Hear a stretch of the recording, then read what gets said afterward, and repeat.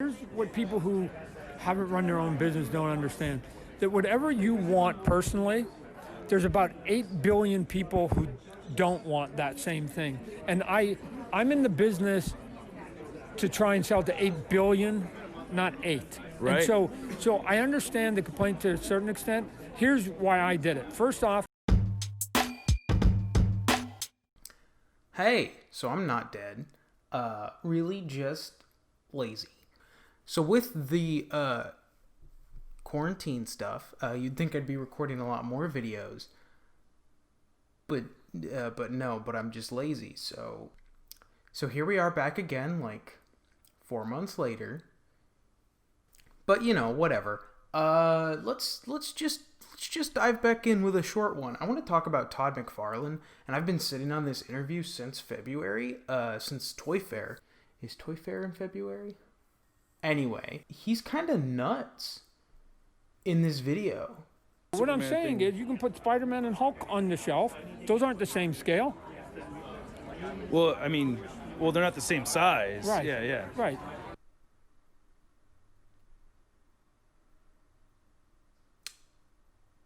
I don't know, Todd. So this part's really like the biggest blunder in my opinion. He confuses scale with size.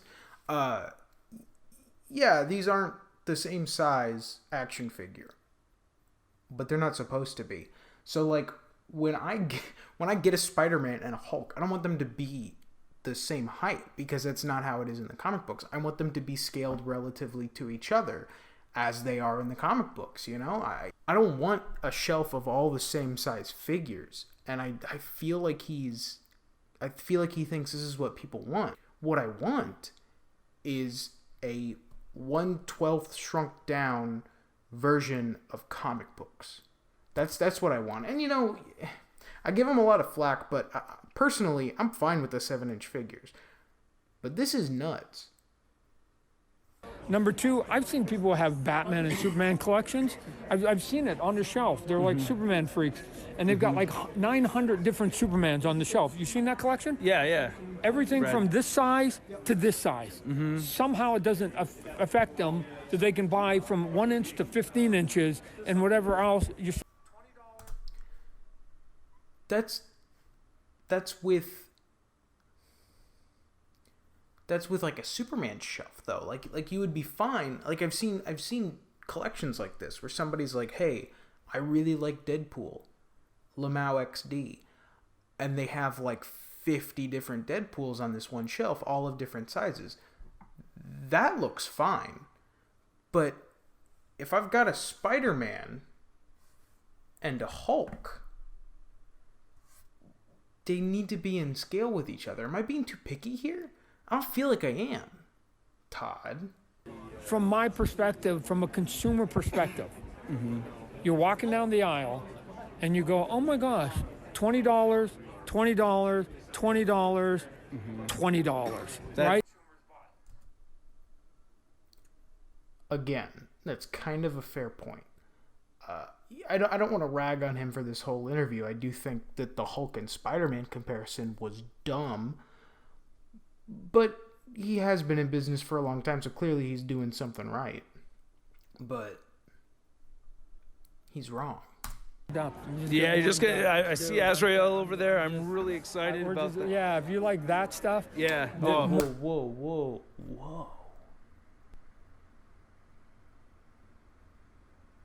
Azrael looks kind of cool. It's been a while. I haven't been looking at McFarlane stuff. It's okay. He can surprise me every once in a while. You just sit there, just like you said with the build. You try to give as much value. You get a good figure to start with. They should want the figure that you're buying minus the build, and then that you get the build. And see, here he is talking about the My Hero Academia figures that he has. And, honestly, that's my biggest gripe is this line in general. Is because, again, Midoriya is like this big, and All Might's this big, but his figures are scaled like this, and it's just so weird. And I don't. What the fuck is that?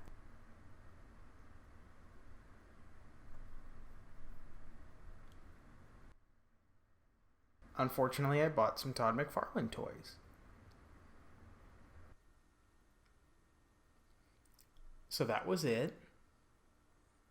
Wasn't that long. And it honestly wasn't even that funny. But, you know, I'm still rusty. Still working back into it. We'll see. We'll see how things go. Usually when I have one of these opinion videos, I like to then follow it up by an unboxing of one of their items. I haven't bought any McFarlane toys lately, except for the ones that you just saw me pre-order. Hold that thought, you weird goblin creature. You thought you didn't get any McFarlane toys. Well, guess what? You did, you big nerd. So I recorded that portion of this video a couple days ago, and I honestly didn't expect this guy to come in. Honestly, but hey, here he is. I didn't know he was coming so soon, but you know, here he is. So I'm gonna open him up. So this little photo booth set, you're gonna see this more later in the video, and you'll see this more in my future content. But you know, here it is. So enjoy it. Okay, now that he's out of the box, you know, honestly, as much shit as I give Todd McFarlane, I'm into this. It's a bulky figure, but I really, really do like a lot of the articulation that Todd McFarlane is trying to implement into his figures. I just think that they're way too big for the scale that I collect personally. But on the bright side of this one, and the same with that Devastator figure, it kind of seems like he's smaller than he should be, given Todd McFarlane's scale. Here, okay, so I'm gonna pull out the Mafex Batman, the one that I use, and I'll show you just how small he is. That's not bad. They're honestly toe to toe. I know it kind of looks from this angle like Batman's standing a little bit behind him, but no, they are dead on with each other, and it's not canon size, because you know in canon Azrael's supposed to be like almost 1-for-1 with Bruce Wayne. At least that's how he was when they introduced him in Nightfall. But anyway, you know, I'm fine with this size discrepancy. This is not as gargantuan as some of the other figures that Todd has put out. Anyway, I'm going to stop rambling about that and Batman and talk about Azrael. So yeah, I do like the articulation schemes that he puts in. Obviously, you know, they're not always that up to snuff. Like, okay, so first of all, these are flowy. I didn't expect these to be flowy. I totally expected these to be like hard plastic and never move and potentially even snap on in the box when it was coming to me. But nope, they're flowy, so that's pretty nice. It's like there's a hard piece up here, and then it turns into another piece. You can kind of see that, but I'm going to turn on his side to show you one thing. So again, Todd does this import style of articulation. The problem being that his sculpts don't really allow for that. Can you see how little that butterfly moves? And you know, I'll talk about it later in the video. There's another figure I get and I show off in this video that has similar butterfly range. So you know, I always appreciate a butterfly regardless. But but what do I do with that? So yeah, I mean, like, if you're expecting him to get both hands on this sword, think again, honestly. I mean, yeah, that's really about as close as they get. You could get a little bit closer, but there's honestly no way in hell you're going to get both of his hands on that sword. And, you know, that begs the question, why the hell does he give it two grippy hands, you know? Oh, I want Azrael and I want him to two-hand his sword. Well, you know, fuck you. But anyway, he's got, I mean, a bunch of other articulation that I really like. He bends double-kneed and they go pretty far back. He does have like a thigh swivel that's hidden. Single jointed elbows, that's about as far as they go. He's got the import style. It's peg, hinge, peg, ball, something like that. You know what I mean. He's got not butterfly. He's got bicep movement. He's got a double ball chest, even though this lower torso really doesn't move. He's got a toe hinge. He's got ankle pivot. He's got all that stuff. Oh, and then at the neck, it's another like double thing. Like, okay, so this goes up, and then it kind of looks like you can't move the head inside the hood, but you totally can. Not that you would, because that's just kind of useless. But anyway, I think it's pretty cool. Yeah, if he'll keep making stuff like this, and it be smaller, like a lot smaller, I'll probably buy it. I'm a big DC fan.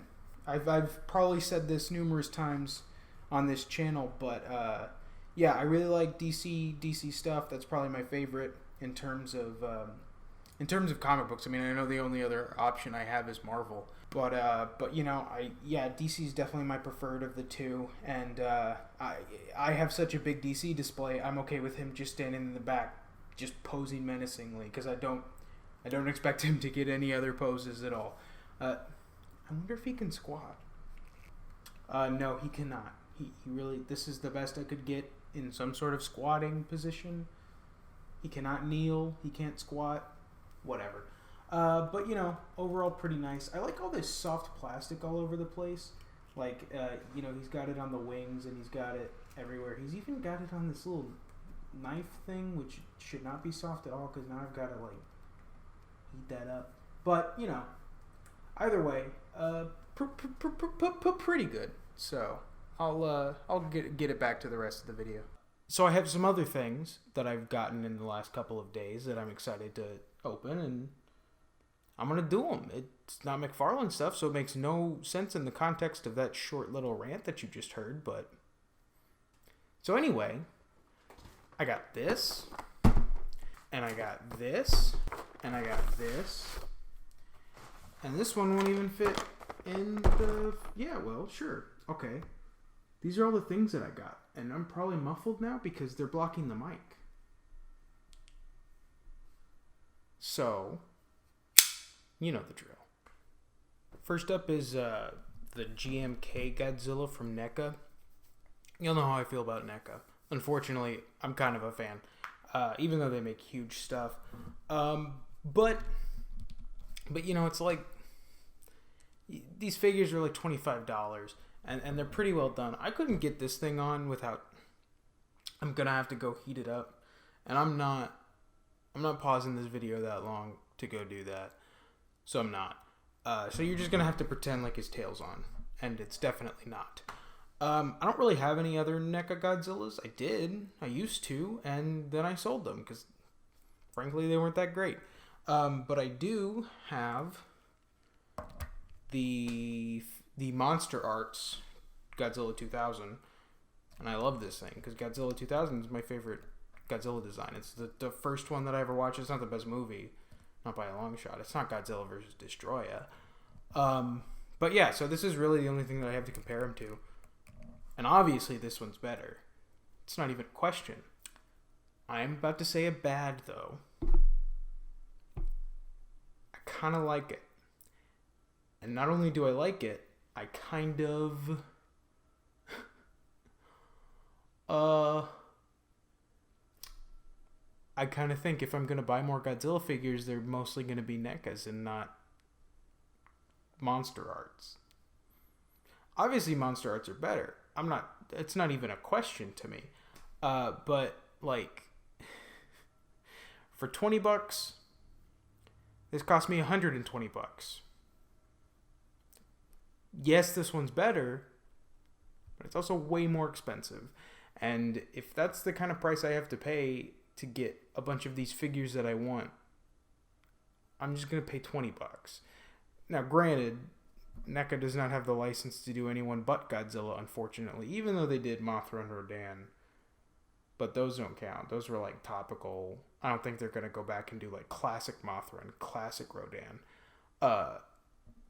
So they mainly just do Godzillas. But that's okay, because I really like Godzilla. So I want a bunch of different Godzilla designs. And I'm probably just going to buy the NECAs, if I'm being honest. I like it. Has some flaws. It's got this weird paint thing around the mouth and a little bit of overspray on the rest of his head. Again, I cannot get this thing on. It just does not move as fluidly as the Monster Arts. But, I don't mind it. I like it. It's just going to sit on my shelf. I don't know. I have this weird thing about figures that come with no accessories. I felt kind of ripped off when this came in, even though I knew exactly what was in the packaging. Maybe because I spent $120 on it. But I like, and I'm probably going to get more in the future. Next up, I finally got a Mandalorian. I don't think that was blocking the mic, but anything's possible. So you know that figure that everybody got 6 months ago, something like that? Yeah, I got him now. Not bad. I mean, I've only looked at him for like a grand total of 5 minutes. But, you know, what I see here is pretty good. His thigh swivel's hidden because of the leg armor, so just from the front. Double knees. He's only got single elbows, but they come up to a little better than 90. He's got butterflies. I didn't expect butterflies. They don't do much, but butterflies are always appreciated for me. Helmet looks good, hell of a lot better than the Figuarts one. And I feel like I don't have to say this. Obviously, I'm getting the Mafex, but that one's not this design. That one's not this costume. So as far as this one, it was the Figuarts or this, and this was only $20 on Amazon when I looked. Now it's definitely not, and in fact, it's been a lot more than that. But overall, I think it's pretty good. Would I pay more than $20? Fuck no. Yeah, I don't buy a lot of Black Series, but I did get the little baby Yoda. They look good together. I have other Star Wars stuff, but no one that he's been with yet. But next season he'll be with Boba, so here he is next to Mafex Boba. And I like the size comparison. I like the size difference. It seems about right. I think it's pretty good. I think there's some shiny spots on the main body, so I think the main body as a whole could use a matte finish. The helmet is not shiny, so the opposite. I think it needs more of a chromish. I recently rewatched the first episode. He doesn't have all this dirt on his helmet. Am I gonna go and do those things? Probably not. Maybe matte coat the body, but no, I'm not painting this helmet. Not at all. So it's nice to finally have the Mandalorian as opposed to this Mandalorian who's not a Mandalorian. Star Wars is weird and I don't understand it. But yeah, I'm gonna make a Mandalorian show. The Mandalorians are definitely my favorite part of Star Wars lore. So yeah. You already saw them. So here they are. I finally got these big boys. And they're big. And I really like them. I'm gonna try to review them both at the same time. This isn't a review. I cannot stress how long I've waited for these two. And it was worth it. I like them. I really like them. Again, Storm is another company that makes bigger figures. But I still like big figures. Even though, I don't like my Spider-Man to be huge. But I'm fine with my Doomsday being huge. This is not to scale at all. If I had a Superman, I'd show you, but I don't. I have a Supergirl.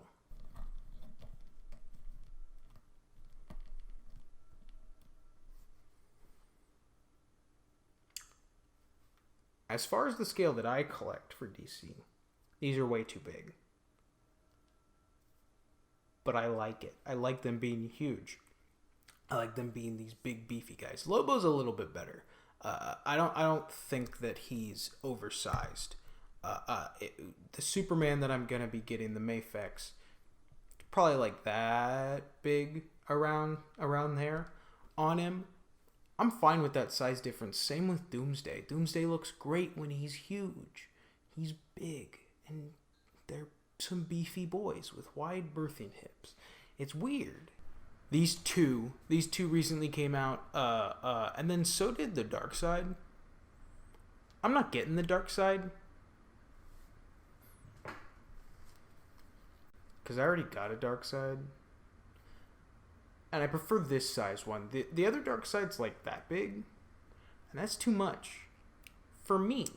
That's not what I think of when I think of Darkseid. I think of him being a little bit bigger than Superman. Not much else. Doomsday, I see him huge. Fucking huge. Lobo, it's about this size still. So these two guys, I like them. And I like how big and beefy they are. Here's Storm Bane with them. I'm talking over these toys, but I like them big. So that's what I get. Again, I think Bane works. In this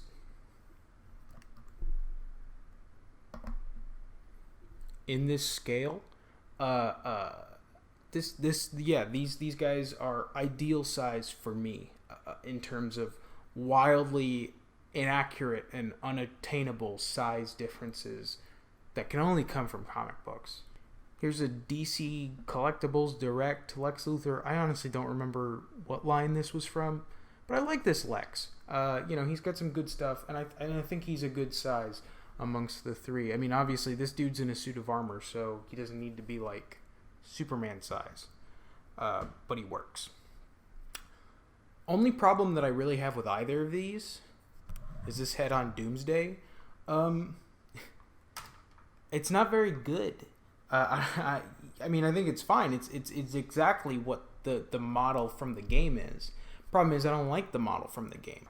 Head-wise. Body-wise, he's fine. So I've got this multiverse head laying around. And honestly, I know I'm a little zoomed out. I'll include these with some of the more close-up pictures that you've probably been seeing already. Pretty good. I like it. And the thing about Doomsday is he's so like gnarly and weird. It's honestly not that big of a deal if his head is a few shades off. All I've done to this is add a matte top coat to make it less shiny because it was way too shiny. I don't remember who initially came with this, but I'm glad I bought whoever that was because this works perfectly for me. It really just took some nail polish in the joint of the head, not on the joint of the figure, in the joint of the head to get it to stick on here and not just constantly spin around. This is how I'm going to be displaying Doomsday. I might come back, see if I can find a gray that'll match. If I can mix a gray, because all you really need is a couple different shades to get whatever color you want. I'll see if I can find a gray to match this skin tone gray. But otherwise, this is perfect to me. This is the best Doomsday I will ever have. And this is the best Lobo I'll ever have. And I waited for these two for a long time. But now they're here, so I'm fine. Man, I'm running out of time. I didn't want this video to go on too long. I really wanted to get something out real quickly. I got more videos coming in the future. I got some more ideas. I'm going to be working a little bit more. As you can see, I'm kind of in a new set. They're not really sets, but it is a new set. So I've got a new space to record stuff in that's like 5 feet away from the last space. Don't worry. Videos are coming. If you like these, you'll probably like the next ones. But that's all for me today, guys. I've been Dink Toys. Goodbye.